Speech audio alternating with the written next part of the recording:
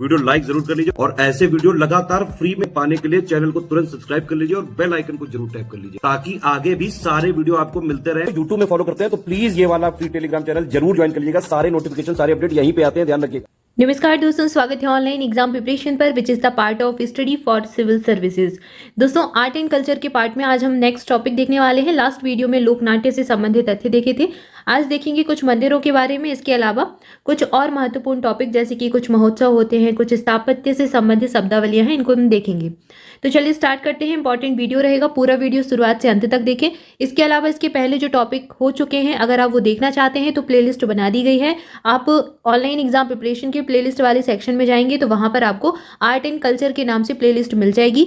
ये वीडियो आपके सारे एग्जाम जो आगामी आपकी जो परीक्षाएं होने वाली हैं, यूपीपीएससी प्रीलिम्स की परीक्षा, आरओ का प्री आपका होगा, या फिर आपका बीईओ का एग्जाम होगा, बीडीओ का, यूपी ट्रिपल एससी पीटी, और या फिर आपका जूनियर असिस्टेंट का एग्जाम आप देने वाले हैं तो आर्ट एंड कल्चर इसमें भी आपका पूछा जाएगा। प्रीलिम्स लेवल का आपका इसमें कवर हो जाएगा।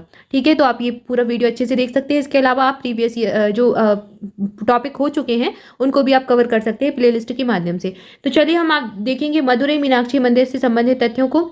मदुरई मीनाक्षी मंदिर नाम से ही स्पष्ट है, जो मीनाक्षी मंदिर है कहाँ पर है, मदुरई में स्थित है।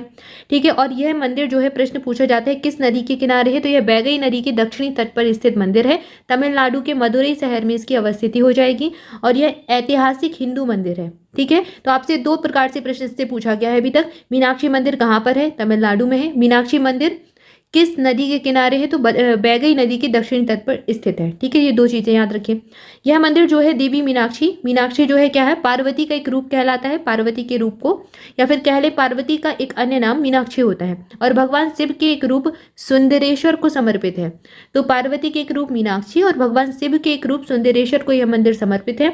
यह मंदिर 2500 साल पुरानी मदुरई शहर की आत्मा और जीवन रेखा है। यहाँ पर बहुत प्रसिद्ध मंदिर है यह।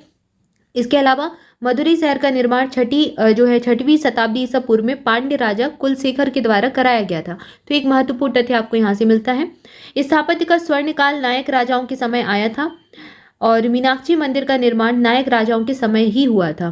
तो स्थापत्य का स्वर्ण काल कहते हैं इस वाले क्षेत्र में जो है नायक राजा हुए हैं उनके समय का माना जाता है और इस मंदिर का निर्माण भी नायक राजाओं के समय हुआ। तो आपसे पूछा जा सकता है प्रश्न कि मीनाक्षी मंदिर का निर्माण किन राजाओं के समय में हुआ या फिर किस राजा ने करवाया।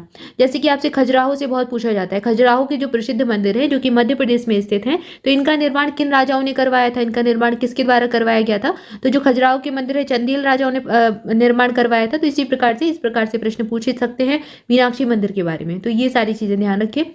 इसके बाद एक चिथिरई महोत्सव का आयोजन करवाया जाता है तमिलनाडु में ही, और ये तमिलनाडु से संबंधित महत्वपूर्ण महोत्सव रहेगा। इससे संबंधित जानकारी देखते हैं। यह महोत्सव तमिलनाडु की दक्षिणी जो भाग है तमिलनाडु का, उसमें मदुरई में ही आयोजित करवाया जाता है। अनेक राज्यों एवं महाद्वीपों से लोग यह समारोह देखने आते हैं। कोडियट्टम नामक ध्वज को फहराकर इसका शुभारंभ किया जाता है। तो यहाँ पर एक ध्वज फहराया जाता है जिसका नाम होता है कोडियट्टम। ठीक है, कहाँ पर होता है, तमिलनाडु के मदुरई में ही।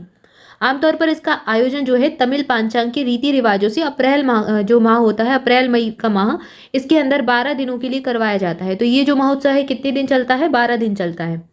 भगवान शिव सुंदर वर दूल्हे के अवतार में सुंदरेश्वर कहे जाते हैं और माता पार्वती भगवान विष्णु की बहन मीनाक्षी के रूप में दर्शाई जाती है।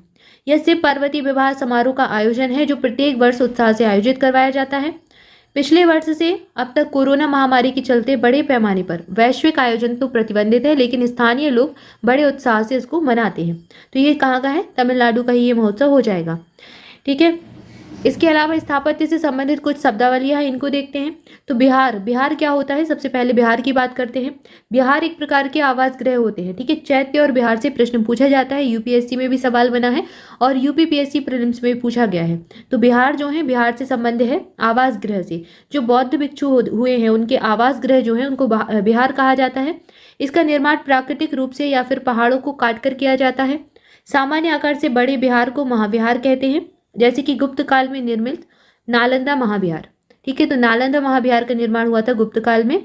जो नॉर्मली छोटे आकार के होते हैं उसको बिहार कहते हैं और जो बड़े आकार के बने उसको महाविहार कहते हैं। और आपको बस इतना याद रखना है कि बिहार क्या है, बौद्ध भिक्षुओं के आवास गृह है।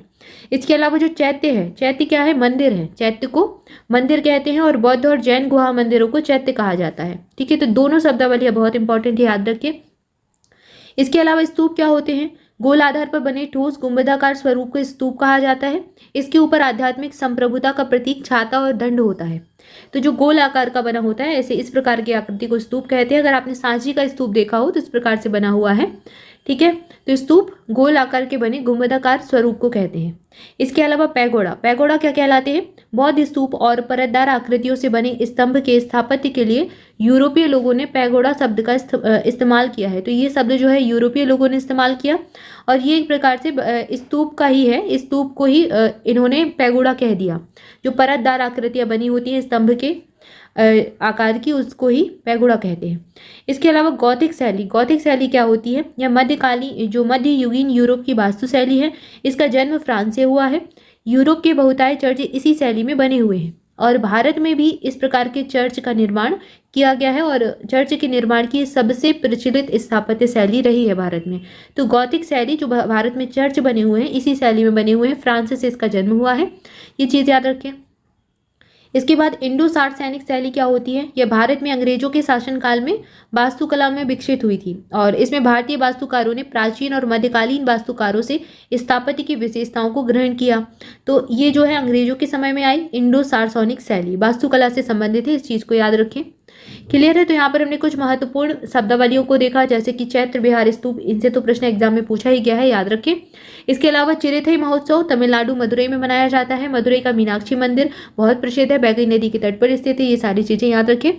तो यहाँ पर हमने इसको देखा। इसके आगे अगला जो हमारा टॉपिक है, भारत के प्रमुख मंदिरों की सूची, कौन सा मंदिर कहाँ पर स्थित है, किस भगवान को समर्पित है, इसको हम पूरा कवर करेंगे, ठीक है। और इसके बाद हम कुछ और मंदिर देखेंगे भारत के बाहर के जो महत्वपूर्ण रहेंगे। और इस प्रकार से बस ये 2 टॉपिक बचे हैं और आपका आर्ट एंड कल्चर का पार्ट कंप्लीट हो जाएगा।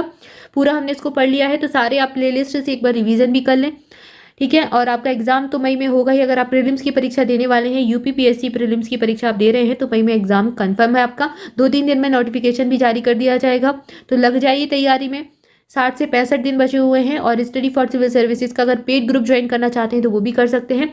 अभी भी बिल्कुल 60 दिन में तैयारी आप अच्छे से कर सकते हैं और कट ऑफ क्लियर कर सकते हैं, ठीक है। तो इसको ज्वाइन करने के लिए डिस्क्रिप्शन में दी गई डिटेल को फॉलो कर सकते हैं। सारा study material, paid quiz, test series, सारा कुछ आपको यहाँ पर प्रोवाइड करवाया जाएगा, पूरा गाइडेंस मिलेगा, ठीक है। तो ये सारी चीज़ें आप ज्वाइन कर सकते हैं। ज्वाइन करने के लिए डिस्क्रिप्शन में दी गई डिटेल को फॉलो कर लीजिए। इसके अलावा और मोर अपडेट्स के लिए, जीके जीएस के फैक्ट के लिए आप ऑनलाइन एग्जाम प्रिपरेशन का अगर टेलीग्राम ग्रुप ज्वाइन करना चाहते हैं तो उसकी लिंक भी आपको डिस्क्रिप्शन में मिल जाएगी, तो वहाँ से जाकर ज्वाइन कर लीजिए। या फिर आप टेलीग्राम पर ऑनलाइन एग्जाम प्रिपरेशन टाइप करेंगे तो भी आपको चैनल मिल जाएगा। और जुड़े रहे चैनल के साथ। Thank you for watching this video. मिलेंगे नेक्स्ट वीडियो में। Thank you so much.